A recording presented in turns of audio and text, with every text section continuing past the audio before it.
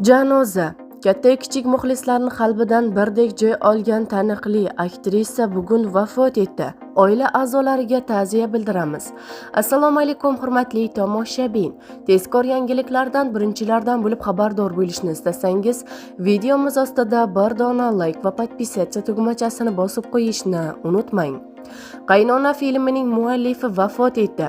Nafaqat o'zbek, balki sobiq sovet xalqlari orasida sevib tomosha qilingan Qaynona Ozarbayjon filmining muallifi va aktrisasi Margarita Maleyeva vafot etdi. 1937-yilda tug'ilgan Margarita Maleyeva Ozarbayjon SSR xalq artisti, kinorejissyor va ssenariy muallifi marhum aktyor Ajdar Ibrohimovning rafiqasi bo'lgan.